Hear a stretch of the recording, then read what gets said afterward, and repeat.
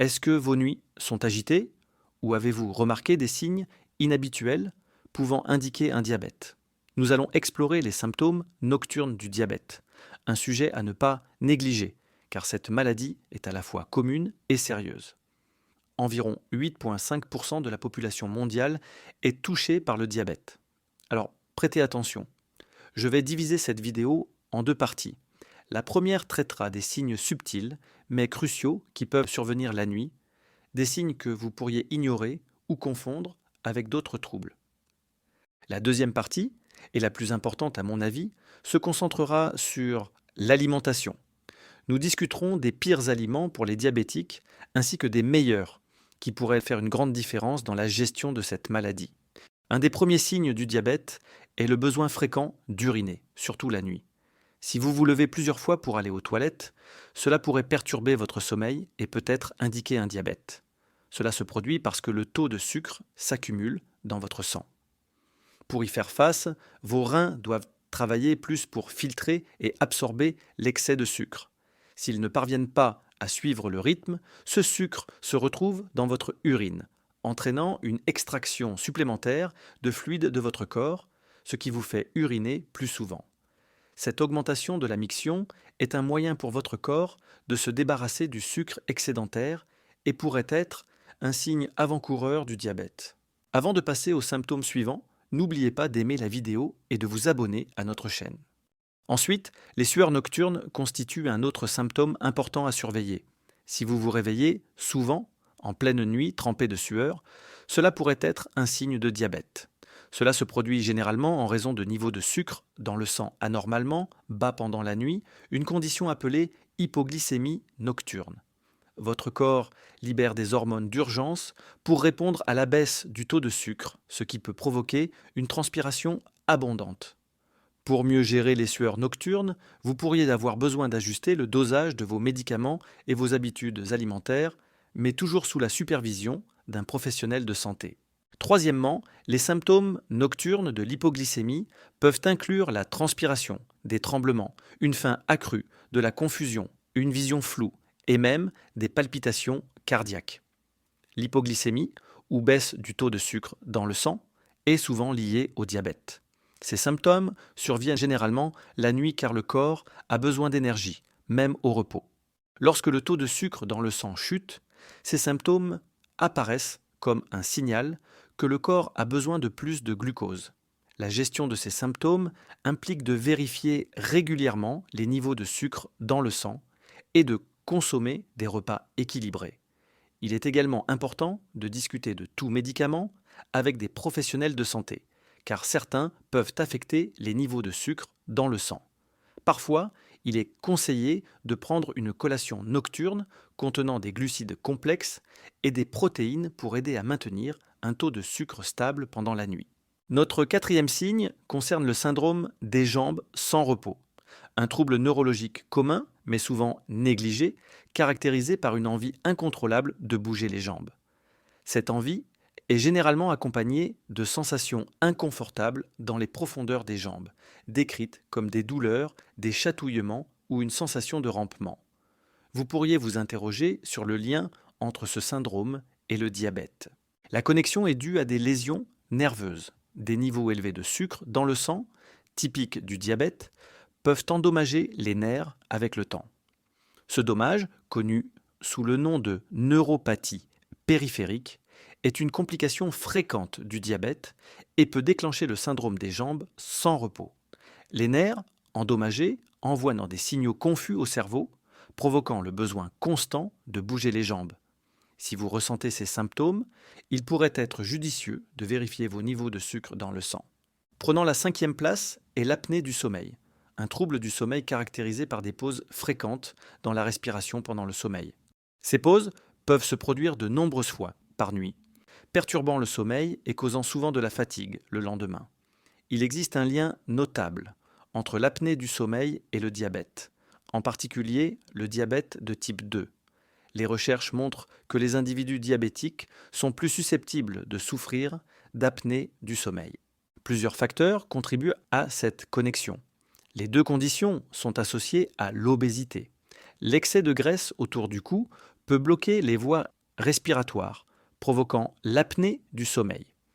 De plus, les problèmes métaboliques liés au diabète, comme la résistance à l'insuline, peuvent perturber l'utilisation de l'énergie pendant le sommeil et conduire à des interruptions de la respiration. Cette interaction complexe de facteurs explique pourquoi le diabète est souvent lié à un risque plus élevé d'apnée du sommeil. Ensuite, parlons de l'augmentation de la soif, également connue sous le nom de polydipsie. Si vous vous réveillez fréquemment pendant la nuit avec une grande soif et la bouche sèche, cela pourrait être un indicateur fort du diabète. Cette condition survient parce que des niveaux élevés de sucre dans le sang obligent vos reins à travailler plus pour filtrer et absorber l'excès de sucre. Lorsque vos reins ne peuvent plus suivre, l'excès de sucre se retrouve dans votre urine, entraînant avec lui les fluides de vos tissus. Ce processus conduit à une miction plus fréquente et peut causer une déshydratation, d'où votre soif accrue. Le 7e signe à surveiller est la fatigue. Si vous vous sentez constamment fatigué, même après avoir suffisamment dormi, cela pourrait être un signe de diabète. La fatigue liée au diabète se produit parce que votre corps ne peut pas utiliser efficacement le glucose pour l'énergie, soit en raison d'une insuffisance d'insuline, soit à cause d'une résistance à l'insuline. Gérer la fatigue liée au diabète implique de maintenir des niveaux de sucre dans le sang stable, ce qui peut être atteint par de l'exercice régulier, une alimentation saine et des visites de routine chez votre professionnel de santé. Il est également vital de vous assurer de bien vous reposer et de maintenir un niveau de stress bas pour aider à gérer la fatigue associée au diabète. La bouche sèche, également connue sous le nom de xérostomie, est un autre symptôme à surveiller. Elle se caractérise par un manque de salive et vous pourriez souvent vous réveiller avec la bouche sèche, même si vous restez bien hydraté. Cela pourrait être un signe de diabète car des niveaux élevés de sucre dans le sang peuvent réduire la production de salive et augmenter la miction, conduisant tous deux à la sécheresse buccale. Un autre problème important est les perturbations du sommeil. Si vous souffrez d'insomnie ou d'autres formes d'agitation nocturne, cela pourrait être lié au diabète. Les personnes diabétiques ont souvent des difficultés à dormir en raison de problèmes de régulation des niveaux de sucre dans le sang, pouvant conduire à l'hypoglycémie nocturne. Une faible glycémie peut provoquer des symptômes tels que la transpiration et les tremblements qui perturbent le sommeil, tandis qu'une glycémie élevée peut entraîner des mictions fréquentes et de multiples visites aux toilettes la nuit. Passons maintenant à la deuxième partie de cette vidéo qui traite des meilleurs et des pires aliments pour la gestion de la glycémie et du diabète. Il est crucial de comprendre que de nombreuses personnes ont réussi à gérer leur glycémie en choisissant les bons aliments et en évitant les plus nocifs.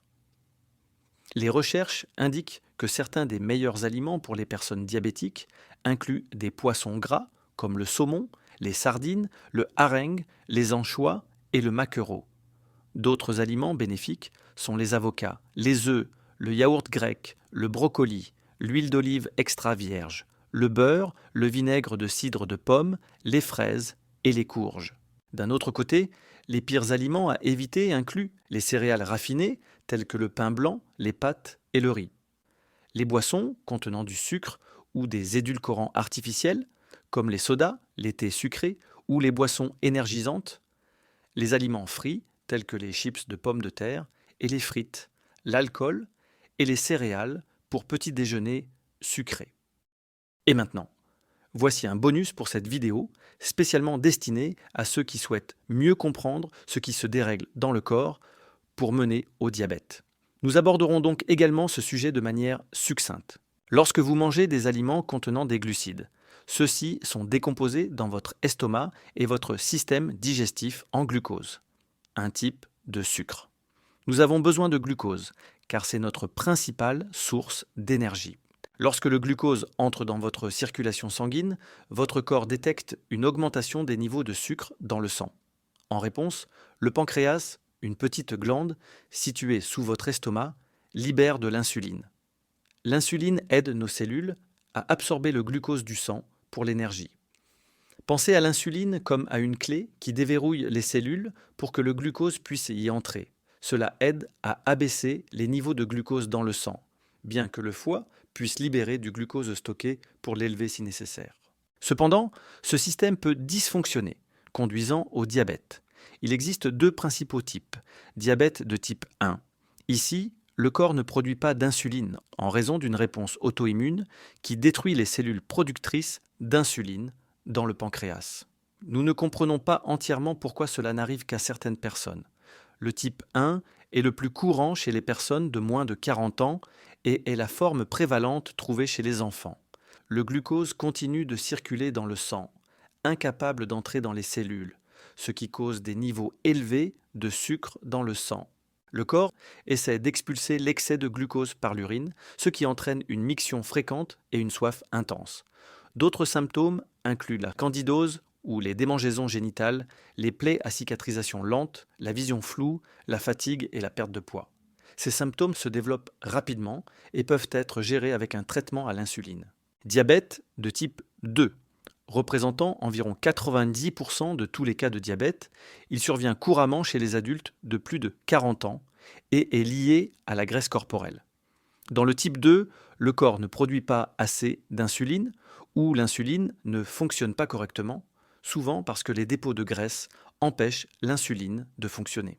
Le pancréas essaie de compenser en produisant plus d'insuline, mais avec le temps, il peut devenir moins efficace. Les symptômes sont similaires à ceux du type 1, mais se développent plus lentement. Et beaucoup de personnes peuvent ne pas remarquer de symptômes du tout.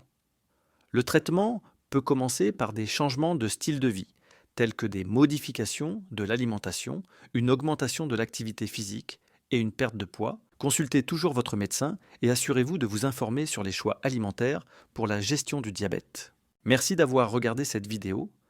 Si vous l'avez trouvée utile, n'oubliez pas de l'aimer et de vous abonner à notre chaîne où nous aborderons différents sujets importants liés à la santé. D'ici là, prenez soin de vous.